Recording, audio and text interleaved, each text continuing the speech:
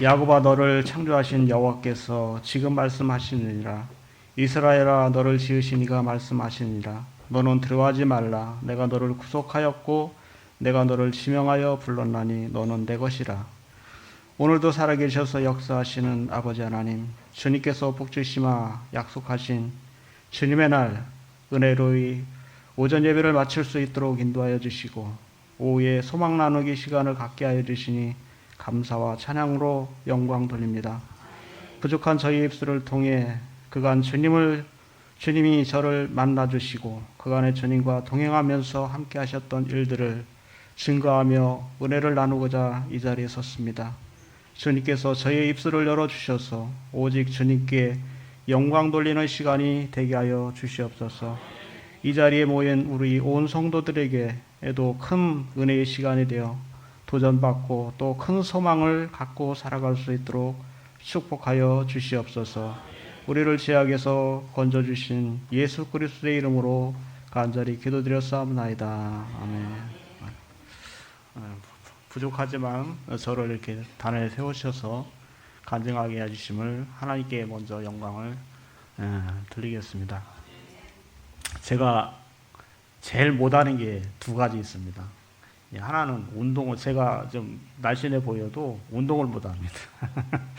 운동을 하지도 않고 스포츠를 즐겨서 보는 것도 안 봅니다. 저는 이렇게 하울링이 그런 것 같아요. 네, 또 하나는 제가 언변이 좀 부족합니다.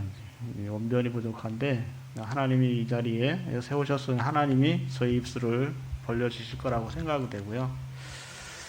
제가 이제 봉산교회를, 오송봉산교회를 떠나고 여기 이제 온 지 이제 7개월째 되는데, 저는 우리 오송봉산교회에서 이제 오기까지 뭐 많은 어려움이 있고 뭐 고난도 있었지만 하나님의 또 뜻하신 바 이곳에 보내주셨다고 저는 생각합니다. 첫 번째, 우리가 선한 목자를 잘 만나야 하는데, 우리 오영기 목사님은 제가 이제 6, 7개월을 봐오면서 정말 우리가 만나기 힘든 선한 목자시다 하는 것을 느꼈어요. 작년에 이제 연합예배 때 처음 뵀는데 인상이 참 좋으시더라고요. 이제 특별히 또 이제 우리 홍성영 장로님이 예전에 오송봉산교회 아니고 봉산교회였죠. 여기서 봉산교회에서 상정리까지 아마 6, 7km 되지 않을까 싶었는데, 그때 당시는 뭐 교통도 별로 좋지 않았고, 그럼에도 불구하고 두 분이서 그때 요셉인가요? 뭐 등에 업고 교회 오시는 거 보고 참 감동을 받았고, 지금도 이제 존경하게 됐는데, 어쨌거나 이제 목사님과 우리 홍성룡 장로님 또 하나님의 은혜로 이곳에 왔습니다. 저는 모태신앙이에요. 모태신앙을 가진 사람의 특징적인 게 뭐냐면 아무것도 못해. 보면 있는 듯 없는 듯. 이게 주님께서 말씀하신 것은 이게 차지도 않고 뜨겁지도 않고 뭔가 미지근한 이제 그런 게 없지 않아 있어요. 주위에 쭉 이렇게 보면. 그럼에도 이제 한 가지 특징적인 거는 뭐 완전히 곁길로 가든가 아니면 그래도 그 중심을 유지하면서 방향이 흔들리지 않고 이리저리 휩쓸리지 않고 고든 길로 가는 게 하나의 이제 장점이라고 봐지는데, 사실 저는 이제까지 살아오면서 큰 고난은 없었어요. 고난은 없었고, 단지 이제 제가 모태 신앙이었고 어려서부터 이제 교회를 다니기는 했는데 믿어지지가 않았어요, 사실. 왜냐하면 우리가 창세기를 이해하지 못하면 그 다음으로 넘어가지 못합니다. 수면은 이제 우리가 이제 좀 재밌게 이제 풀어질 수 있는데, 왜냐하면 거기서 이제 제가 딱 걸렸던 부분이 첫째 날 뭐 빛이 있으라 해서 이제 여섯째 날 우리 인간이 만들어졌잖아요. 우리가 이제 이거를 자연적으로 봤으면 그 순서가 딱 맞아요. 근데 이제 그때 당시는 빛이라고 하면 우리는 뭘로 생각했을까요? 햇빛. 해가 전부라고 생각을 했어요. 그래서 해는 언제 만들어졌죠? 넷째 날 만들어진 거예요. 아니, 해가 없이 어떻게 밤낮이 있었을까서부터 시작해가지고 이제 아브라함이 롯과 함께 이제 떠나왔잖아요. 그 속에서 이제 그 소돔과 고모라에서 멸망당할 때 이 딸이 아버지하고 동침하는 이런 그 어렸을 때도 저는 좀 매늙은이처럼 컸어요. 그래서 저는 이제 그런 것들이 이제 잘 믿어지지 않았죠. 그런데 교회를 안 가면 혼나니까 우리 어머니하고 아버지한테. 근데 사실 우리 어머니하고 아버지의 신앙은 정말 제가 봐도 그런 신앙을 가진 분이 없다. 뭐 주위에서 전 보진 못한 것 같아요. 우리 어머니는 지금 여기 오시기 전까지는 이제 교회에서 이제 차량 운행을 했거든요. 새벽 기도들을 한 번도 빠지지 않을 정도로. 새벽 예배, 금요 예배, 수요 예배, 뭐 공예배 모든 예배를 몸이 뭐 여간 편찮으시지 않은 이상은 참석을 다 하셨고 또 그게 저 그때 당시 봉산교회의 자랑거리였습니다. 근데 이제 어머니가 이제 그런 신앙을 갖기까지도 우리 가정사를 보면 조금 복잡한 부분이 있어요. 그래서 어머니가 사실 상처를 하시고 이제 재혼하셔서 우리 이제 제 위하고 제 여동생이 있는데 3년매가 있는데 저는 그때 당시 아버지의 삶을 보면 흥부와 놀부 얘기를 듣는 것 같고 또 어머니가 오셨을 때는 정말 숟가락 한 짝밖에 없었대요, 사실. 뭐 두 짝, 세 짝이 아니고. 그래서 왔는데 뭐 주위 사람들이 그릇들을 들고 와서 음식을 먹고 또 자기 그릇들을 챙겨 갔을 정도로 그렇게 가난했었다고 하더라고요. 그래서 이제 빚을 얻어가지고 이제 원래는 저희들이 이제 봉산도 이제 솔미, 벌미 뭐 이렇게 나눠져 있는데 거기서 집을 이제 벌미 쪽으로다가 집을 빚을 져가지고 샀어요. 그러면서 이제 제가 어렸을 때의 기억은 뭐냐면 아버지는 늘이에요. 이제 그 고지 먹는다고 하죠. 이제 소 가지고 논을 갈고 밭을 갈고 하는 이제 그런 일. 또 농한기 때는 소달구지 일, 그 다음에 또 목수일, 늘 일 속에 파묻혀서 하셨고 어머니는 늘 아프셨어요. 그래서 약봉지 이걸 들고 계셨고 그 다음에 이제 좋다는 약국을 찾아다니느라고 어렸을 때 어머니 아버지하고 버스 타고 어디 먼 데도 갔다 오고 했던 게 기억이 납니다. 그럼에도 불구하고 참 그런 것들이 좀 이해되지가 않았어요. 또 하나는 어머니가 저희 형이 있죠. 이 형이 있었는데 정정교회에서 매포 수련회에 갔다가 익사사고로 세상을 떠나게 됐어요. 그 충격이 얼마나 컸겠어요. 그래서 제가 아마 5, 6, 7살 때 정도 됐을 것 같아요. 그래서 어머니 말씀도 지금 얘기해보면 주위 사람들이 아니 자식을 그렇게 교회에서 저기 해서 잃고도 어떻게 교회를 나갈 마음이 생기냐 쑥덕거리고 조롱도 하셨다고 하더라고요. 그래서 이제 그런 것들이 저는 뭐 좀 이해되지 않았던 부분이었는데 이제 제가 이제 진로 문제를 놓고 중학교 때 상당히 고민을 많이 했어요. 그래서 이제 아침만 되면 뭐 예전에는 농사져야 가을철에 매상해야 이제 좀 현금을 만져보던 시대인데 그 아침에 이제 학교 가려고 하면 저희 형은 뭐 돈을 뭐 얼마 달라 맨날 아침 그게 돈이 없으니까 아랫집에 가서 돈을 꿔서 오고 저기 하는 게 참 그랬어요. 그래서 이제 저는 어려서 친구들하고 어울리는 것보다는 어머니 아버지 일손을 돕는 걸 좋아했어요. 그래서 뭐 들에 가서 소풀도 떼가지고 소를 뭐 저기도 하고 그런 뭐 농사일도 뭐 예전에는 다 손으로 비고 뭐 베고 했잖아요.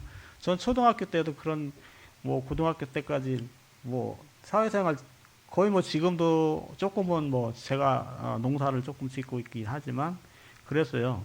근데 이제 원래 이제 제가 체질적으로 DNA로는 제가 이제 좀 그림 그리는 걸 좋아했고, 그 다음에 건축하는 거, 아버지가 이제 목수 이제 그런 일들을 하셔서 집 짓는 거 이제 그런 데 이제 관심이 많았고, 제가 진로는 이제, 어, 건축 계통으로 이제 진학을 하려고 했었는데, 이제 상황적으로 이제 그때 당시 형은 이제 대학교 들어간 상황이고, 저는 이제 대학교를 들어가는데, 이게 도저히 이제 제 입장에서는 그러니까 너무 이제 어떻게 보면 애늙은이처럼 컸기 때문에 가정 형편 때문에 나는 대학 가면 안 된다. 그때 당시 이제 TV에서 잘 살아보세요라는 그 프로가 기억되실 것 같은데 농촌도 잘 살 수 있다. 그래 그냥 뭐 그때 당시는 뭐 직장 이제 항상 공장이 세워지고 나가서 이제 그 직장 생활을 하는 사람이었지만 그때 당시 월급이 그렇게 많지 않았어요. 그래서 차라리 농촌에서 뭐 땅을 빌리들 해더라도 뭐 농사 짓고 소 키우면 좋겠다 해서 이제 제가 이제 그거를 고민할까지 상당히 고민을 많이 했어요. 얼마나 고민을 했는지 제 머리가 허였어요. 예, 새치머리로. 그래서 제가 이제 군대 가기 전에 제 여동생과 저희 어머님이 뽑아줄 정도로 머리가 그래서 사람이 고민을 많이 하면 머리가 이제 쉽게 세워지긴 하는데 그래서 이제 고등학교를 그렇게 해서 이제 제가 이제 농구를 택했어요. 근데 하나님은 우리가 그렇잖아요. 하나님이 생각하시는 거하고 우리가 생각하는 거 다르잖아요. 그래서 그때 당시 이제 제가 고등학교 졸업하고 하나님한테 하나님이 살아계시면 내가 좀 뭔가 믿을 수 있게끔 보여달라. 이제 이렇게 기도를 했어요. 그랬는데 어떤 사건이 일어났냐면 저희들이 이제 소를 키웠다고 했잖아요. 송아지를 날 달이 이제 3월 달이었어요. 3월 달인데 1월 달에 이제 조산인 거예요. 이제 양수가 터지고 이제 소는 임신 기간이 사람하고 똑같거든요. 근데 이제 양수가 터져서 바로 나와야 하는데 안 나오는 거예요. 그래가지고 이제 동네 목장 하시는 형님을 불러다가 이거 소가 이러니 좀 와서 좀 봐달라 했더니 이제 가뜩이나 조산인데다가 난산인 거예요. 그래서 인위적으로 이제 손을 넣어서 뭐 이렇게 출산을 시켰는데 문제는 이 탯줄이 그냥 인위적으로 하다 보니까 탯줄이 다 딸려 나와야 이 같이 붙어 나와야 하는데 탯줄이 없는 거예요.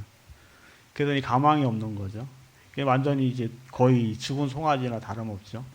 그러니까 이제 보통 정상적으로 난 송아지 같으면은 어미가 이제 물기를 이 양수를 이렇게 핥아주고 나면 지가 일어서서 엄마 젖을 빨러 가거든요. 이 완전 뭐 연체동물 2개월 일찍 났으니까. 그래서 이제 할 수 없이 그 방에다가 이제 송아지를 데리고 온 거죠. 근데 간신히 하여튼 인공호흡해서 이제 살리기는 했어요. 근데 이제 그 목장 하시는 형님이 가망 없다. 죽는다. 아니나 다를까? 하루인가 이틀 지난 다음에 이제 입에서 거품이 나면서 흰자위가 보이기 시작하더라고요. 쭉 사지를 쭉 뻗더라고요. 그래서 이제 이제 죽는구나. 그러면 죽더라도 지 어미 옆에서 죽게 하는 게 맞다 해서 그걸 안 하다가 이제 외양간에다가 넣었죠. 그때 이제 막상 하나님이 정말 살아계시다고 하면 이 송아지를 살려주세요. 그래서 이제 제가 이제 첫 번째 기도를 했고, 그 다음에 이제 어머니하고 아버지하고 가서 셋이를 기도했고.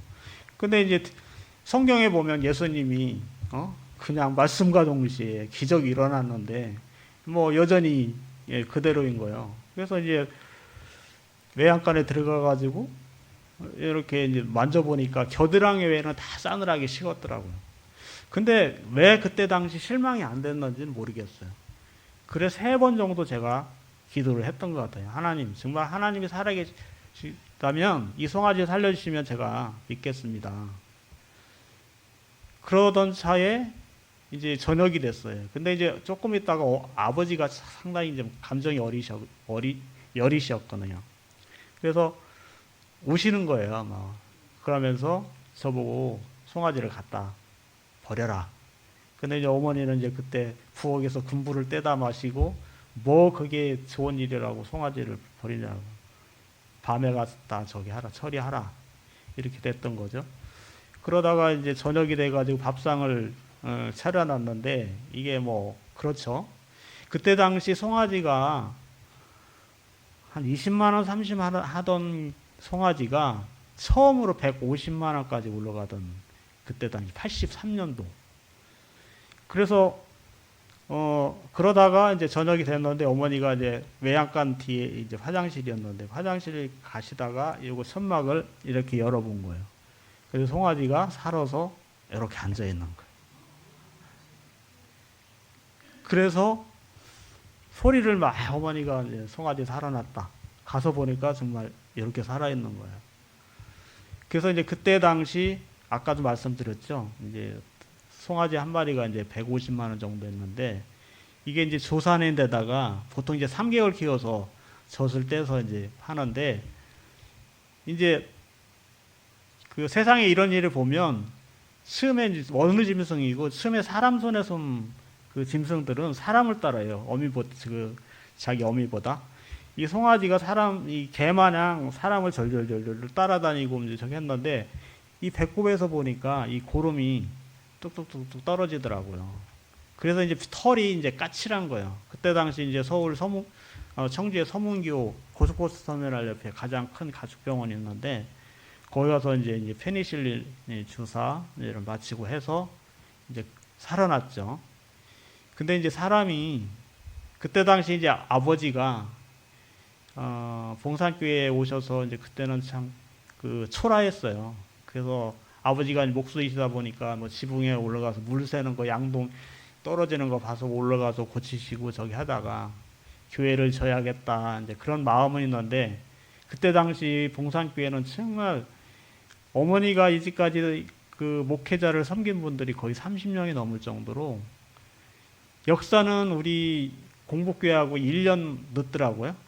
그 창립이 여기는 53년이지만 봉산교회는 54년이었어요. 근데 거기는 신학교 실습, 그 실습 전도사님들이 다녀가는 그런 교회 정도로 해서 수시로 이제 목회자들이 이제 바뀐 거죠. 그럼에도 없는 중에도 어머니는 늘 뭐 새로운 거 먹을 거 뭐 이런 거 저기 하면은 목사님 갖다 드려라, 전도사님 갖다 드려. 이제 우리 여동생이 가끔 와서 이제 어머니한테 얘기가 난 그때 추운 때 뭐 안 날 때 목사님 뭐 갖다 드려 할 때 정말 뭐 저겠다 뭐 서운했다 뭐 이런 감정들을 뭐 토로했다고 하더라고요. 이제 그럼에도 불구하고 어머니는 그래서 이제 그런 환경 속에서도 봉산교회를 오기 전에 이제 정정교회에서 오송교회 잠깐 다니시다가 잠깐 조금 쉬셨던 것 같아요.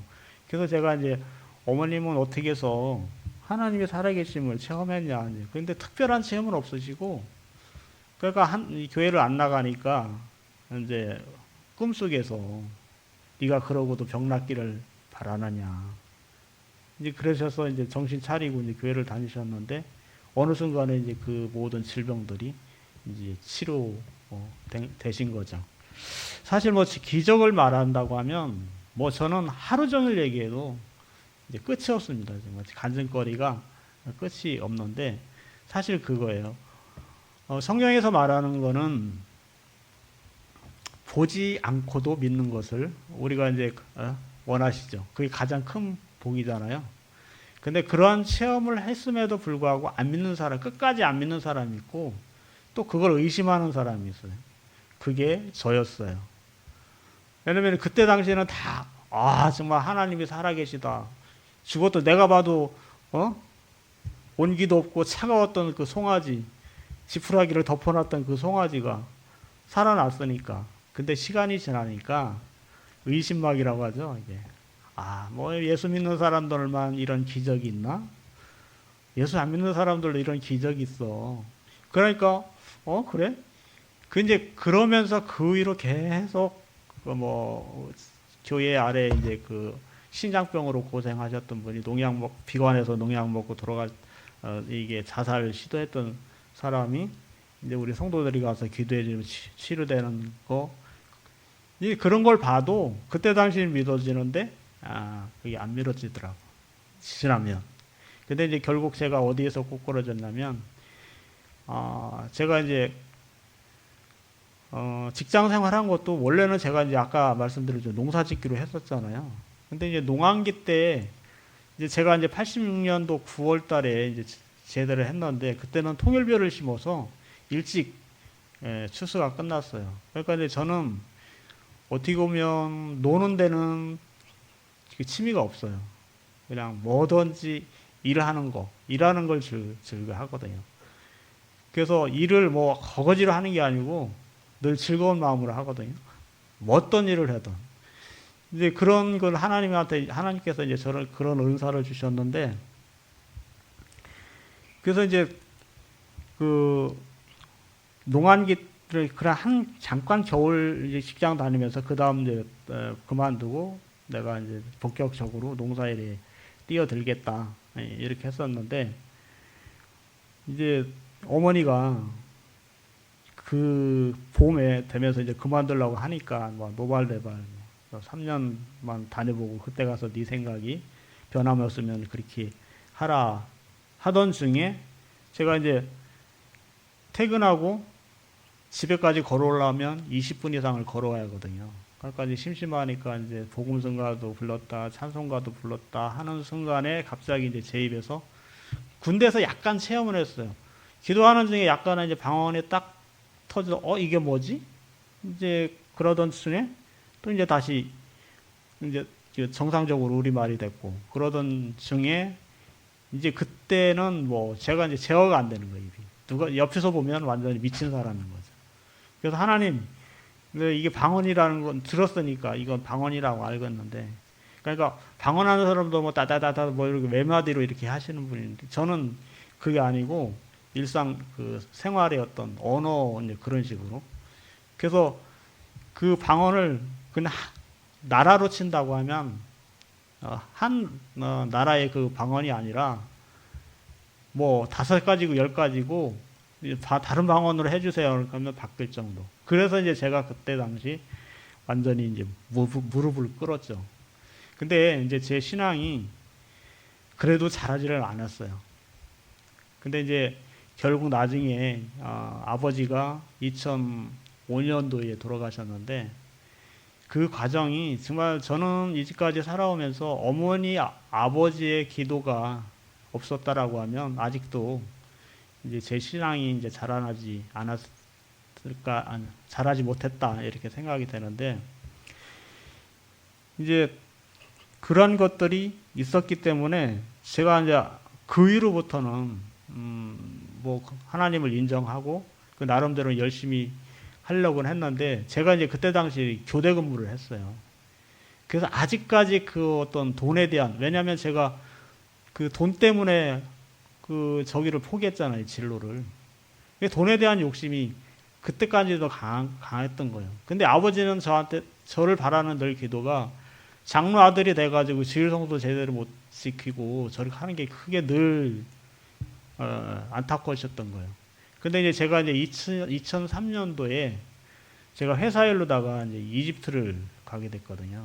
그래서 1년이 지나도록 문제됐던 그 공장에서 한 달 만에 문제를 싹 해결해주고 왔어요. 그래서 이제 그 덕에 이제 제가 인정을 받아가지고 일단은 당신은 기술 개발 업무를 하라 해서 이제 주전으로 바뀐 거예요. 그래서 이제 주일 성수를 제대로 지킬 수 있었던 거죠.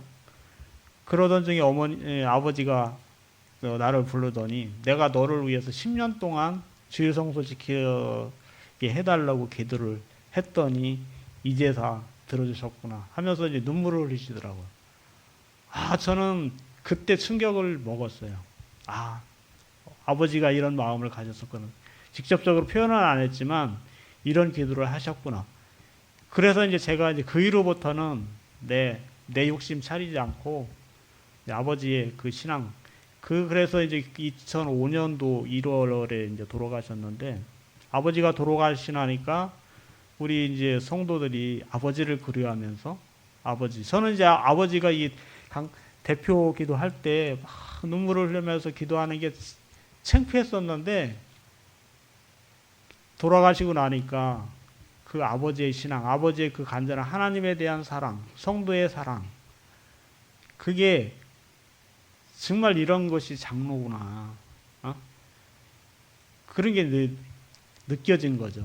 그래서 이제 제 이후에 이제 제 삶이 완전히 이제 바뀌는 역사가 됐죠. 그래서 하나님 앞에 이제 우리 송구영신 예배 이제 마치면서 기도하는데 그간에 저겼던 잘못된 그런 것들이 회개가 되더라고요. 하나님 정말 이제까지 잘못 살은 거 용서해달라고 막 저기 하니까 하나님이 저한테 이제 음성은 아닌데 제가 이제 그 저희 집사람 때도 그렇고 회사가 이제 문 닫았을 때도 그렇고 메시지를 줘요. 내가 그래도 너를 사랑한다. 그 말에 더 제가 이제 마음에 울림이 오더라고요. 그래서 뭐 자주 아까 이제 목사님이 말씀하셨지만 우리 이제 오송 봉산교회가 건축을 하면서 큰 문제가 있었죠. 뭐 유치권 행사가 들어가가지고 1년 동안 공사가 중단됐었고 또 그 일로 인해 가지고 저는 그거죠. 처음서부터 이제 그게 이제 무리했던 거예요. 그래서 어떻게 보면 지금 목사님 그 이전의 목사님이 이제 사기를 당하신 거죠. 이제 어쨌거나 이제 결과론적으로 이제 안 좋아서 근데 이제 그 상황이 그렇게 터지니까 성도들이 이제 저를 그냥 뭐 거의 난도질을 하더라고요. 그러니까 이제 저희 어머니도 충격을 받았고 저희 집사람도 크게 상처를 받았어요. 그래서 근데 이제 저는 그거죠. 저는 하나님 은혜 때문에 이제까지 살아왔고 저기 했는데 내가 여기를 떠나는 거는 난 아니다. 어쨌거나 그 돈 문제는 해결하고 교회가 완성하기까지는 나는 이 교회를 절대 누가 저기 해도 난 떠나지 않겠다. 이렇게 해서 그 돈 문제는 다 해결했고 그래서 이제 그 후에 이제 목사님이 오셨어요. 근데 사실 제가 바라는 교회가 아까 이제 우리 우영기 목사님이 말씀하셨지만 100여 명 성도가 정말 그 교회다운 모습이라고 저는 개인적으로 뭐 제가 목회는 안 했지만 이라고 생각하거든요. 그래서 전에 있던 교회 우리 봉산교회도 요 정도 뭐 저기였고요. 오늘 이 지금 이 공복교회도 이 100명이 앉을 수 있는 교회잖아요. 그래서 우리 오영기 목사님을 보면 좀 우리 저쪽 그 아파트 많은 그쪽에서 저기 하면 더 이게 부흥 되지 않을까 이렇게 생각을 하는데 여기도 이제 계속 발전되니까 저는 우리 목사님을 볼 때마다 하나님께서 크게 쓰실 거라 이제 보고요. 저는 이제 그거예요. 오늘날 우리 목회자들뿐만 아니라 우리 성도들이 한테 부족한 부분이 뭐냐면 사랑이잖아요. 하나님은 사랑이시나 예수님도 사랑이셨고 우리도 사랑을 지켜야 하는데 어느 순간에 하나님 예수님의 이름을 팔아서 자기 유익을 취하는 목회자 성도들이 많더라고요. 저는 이제 그런 거에 울분 막 이게 그런 거에서는 아니 하나님의 은혜를 받았다고 하는 사람들 어떻게 저렇게 할 수가 있어? 이제 그 마음이 너무 강했던 거예요. 그래서 이제 저는 이제 그 교회를 지면서 사실 요 정도의 성도들이 그 우송봉사교회 지나가다 이제 보셨을지만 그 정도로 질 수 있는 아무리 그거를 믿음으로 한다고 해도 과연 저는 그게 늘 하나님의 보는 관점에서는 이걸 어떻게 생각하실까? 내 생각이 아니고 사람 생각이 아니고 하나님이 보실 때 이거를 옳게 보실까? 좋게 보실까? 이거를 보거든요. 저는 그게 아니라고 하면 저는 하나님 마음 편해서 저기 하는 거죠. 사실 이제 그 교회가 그 X를 제가 뭐 말할 수는 없지만 그 어느 분들이 그러더라고요. 최소한 600명 정도는 돼야 그 교회가 유지될 수 있다고. 쉽게 얘기해서 저는 월세 사는 사람이 벤츠 차를 사놓고 휘발유를 사지 못해서 그냥 주차만 해놓은 그런 상황이라고 봐지거든요. 우리가 이제 우리 공목교회 이렇게 주보를 보면 그 교회가 제대로 하나님을 기쁘시게 하는 교회인가를 보면 선교를 얼마나 하고 있느냐 이제 그거거든요. 그래서 저는 어머님이 늘 여기 와서 예배 마치고 가시면 아이고 어쩌면 우리 우영기 목사님 설교를 그렇게 잘하시냐. 어머님이 엄청 총명하셔요. 옛날에 아마 학교를 다니셨다면 큰 사업가가 되고들 말만큼 총명하신 분인데 그렇게 아프셨던 어머니가 저렇게 이제까지 96세? 아니, 그렇죠. 아니, 97세. 28년생이니까요. 28년생이니까 대단하시죠.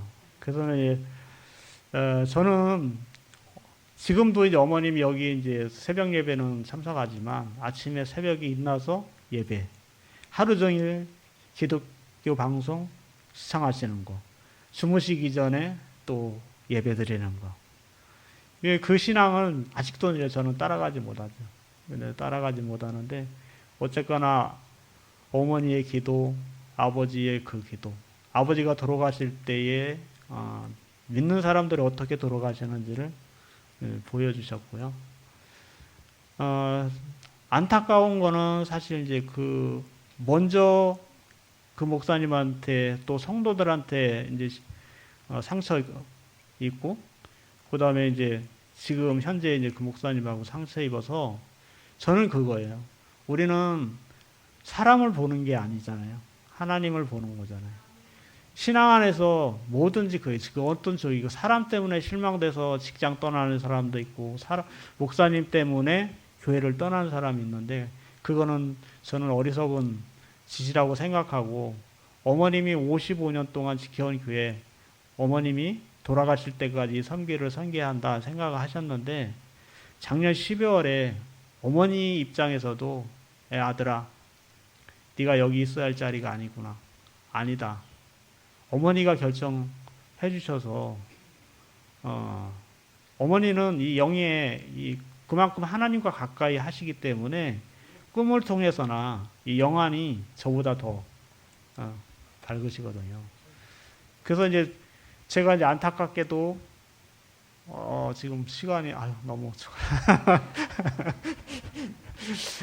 그래서 이제 그 가운데 저희 그 집사람은 처형은 신앙심이 깊어요. 그래서 언니 따라 교회 다니다가 하나님 제대로 발견 못하고 저하고 만났는데 뭐 제가 뭐 속을 썩입니까? 뭐 돈을 못 벌어다 줍니까? 뭐 그냥 편하게 지나다 보니까 이 신앙이 자라지를 못했던 거예요. 그래서 내가 이제 교회에서 뭐 좀 해야겠다고 하면 뭐 그렇게까지 해야 하냐. 뭐 이게 참 그런 신앙 같은 하나님 예수님을 섬기면서 이 신앙 차이가 있으면 그게 좀 저하더라고요. 그러던 중에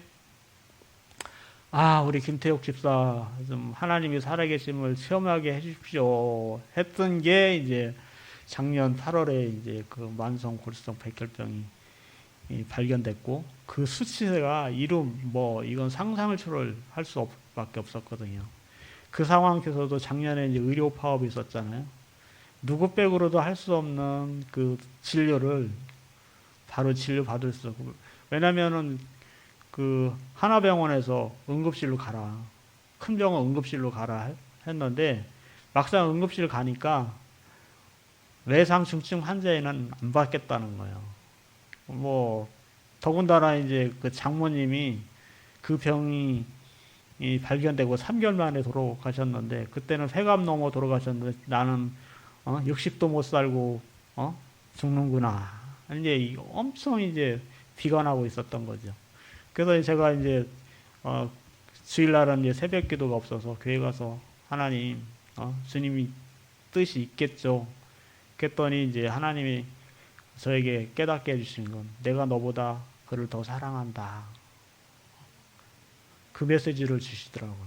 그 전에도 이제 뭐 제가 이제 폐쇄되고 저기 했을 때 제가 이제 연구소 공장에서 19년 반, 연구소를 이제 19년 반을 마치고 작년에 이제 정년을 마쳤어요, 사실. 그래서 연구소 1년 연장 계약을 해서 했는데 이제 또 천안으로 이제 가게 됐습니다. 그래서 우리 천안이 이제 가깝고 또 제가 집을 여기 지어놓은 데 있어서 더 우리 공복교회에 더 봉사하고 헌신하라고 하나님께서 길을 열어주신 것 같아요. 그래서 어쨌거나 이제 그 우리 집사람이 제가 이제 그때 이제 선언을 했어요. 그때 당시 우리 김태욱 집사가 키가 177이에요. 근데 몸무게가 49kg까지 내려갔었는데 제가 이제 새벽 기도 갔다 오고 와서 이렇게 딱 제가 왜 그렇게 했는지는 모르겠지만 당신은 나보다 더 오래 살아. 당신은 58kg 되는 순간에 완치되는 줄 알아. 이렇게 딱 얘기를 했거든요. 근데 이제 5월 22일 날 병원에 가서 갈 때쯤 당신 몸무게가 얼마야? 그랬더니 공복일 때 한 57 정도 나와. 밥 먹으면 58 되겠네? 당신 완치됐네? 그래서 이제 병원에 갔더니 그간에 뭐 먹지 말라 뭐 하다 말라 이제 했던 부분 중에 딱 이 자몽이라는 게 이거 약하고 상극인가 보더라고요. 그거 외에는 정상적으로 먹는 거 하는 건 뭐 모든 거를 취할 거 뭐 그렇게 많지 않다. 그래서 저는 이제 선언한 대로 이제 완치됐는데 이게 아직도 이제 그 입장이 뭐 내 입장이 아니라서 그런지 아직도 이제 조심히 하고 있고.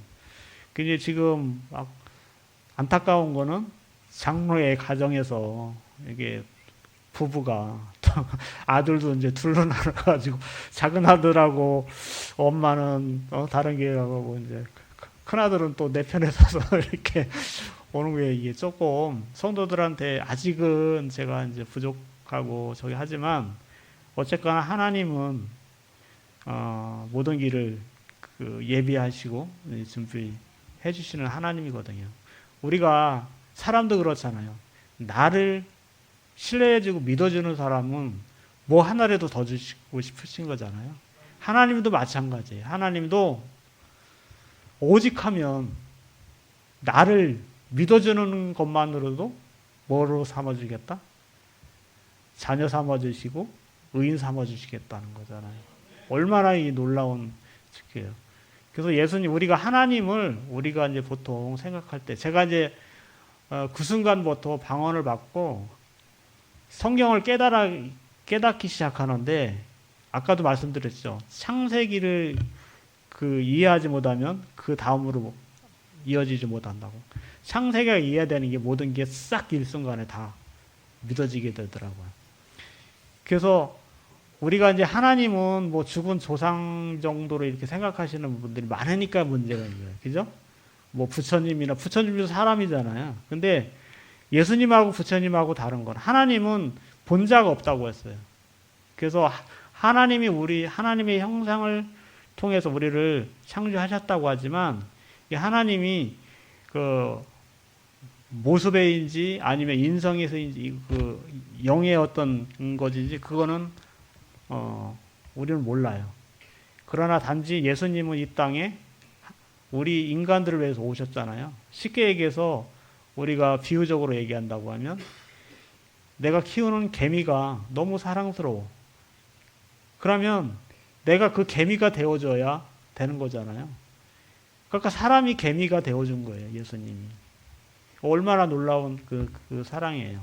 그러니까 이제 이런 것들을 하나하나 깨닫기 시작하니까 일순간에 어떤 뭐 학문이나 어떤 뭐 이런 뭐 진화론적인 거 이런 거를 누가 제 앞에 질문해도 다 깨트릴 수 있는 그 지혜를 하나님께서 주셔서 오늘도 이제 사실 제가 아까도 말씀드렸지만 하루 종일 얘기해도 간질거리가 많은데 어쨌거나 저는 봉복교에 오게 된 것을 너무나 감사하고 이렇게 또 목사님뿐만 아니라 우리 성도들이 정말 사랑이 많으시다 이제 하는 거예요. 그래서 뭐냐면 목사님은 물질적으로 가진 게 없잖아요. 그 사랑을 어디서 볼 수 있냐면 기도해 주는 거거든요. 베드로가 그 성전 문 앞에서 안전뱅이가 저겼을 때 줄 수 있는 게 없었잖아요. 그래서 나사렛 예수 이름으로 명하노니 일어나 걸어라 말씀하셨잖아요. 그러니까 사랑이 없으면 그냥 외면할 거예요. 그러나 내가 가진 것 없고 사랑이 있다고 하면 기도를 해도 그 능력을 발휘할 수가 있잖아요. 근데 저는 이렇게 올 때마다 보면 오영기 목사님이 새로 오신 분이 됐던 뭐가 됐던 그렇게 기도해 주시기를 바라는 걸 보고 정말 내가 참 목자를 만났구나. 하나님이 내 마지막 어떤 그 60 이후의 삶이 또 바뀌겠구나. 이제 그렇게 생각하고 있고요. 또 저는 늘 그거예요. 우리 재직들이 다르게 생각 안 하고 돕는 자다. 돕는 자. 우리는 목사님을 돕는 자다. 그래서 우리가 이제 성경적으로 해석을 해야겠죠. 물론 목사님도 완벽하시지 않으시죠. 그죠? 그래서 웬만한 건 모든 거를 우리가 순종해야 맞다고 해야 되는 거고, 순종해야 하는 게 맞고, 또 하나는 우리가 이제 정말 이게 아니다 싶을 경우는 권면할 필요는 있죠. 그죠? 그래서 우리가 어쨌거나 지금 현재로서는 올해 이제 100명 성도를 목표로 하고, 기도하는 중인데, 올 한 해 안 이루어지더라도 분명히 하나님은 이 공복기회를 통해서 큰 일을 하실 거라고 믿습니다. 아멘. 너무 오래 죄송합니다. 하여튼 어쨌거나 이제 너무 감사하고 제가 원래 이제 준비한 원고는 그냥 지워버렸어요. 그냥 하다가 저 해서 하나님이 입을 열어주실 거라는 이제 얘기했는데 또 그러다 보니까 너무 두서없이 말씀드린 것 같고요. 하여튼 감사드리겠습니다. 네. 나의 길 오직 그가 아시나니 나를 단련하신 후에 내가 정금같이 나오리라.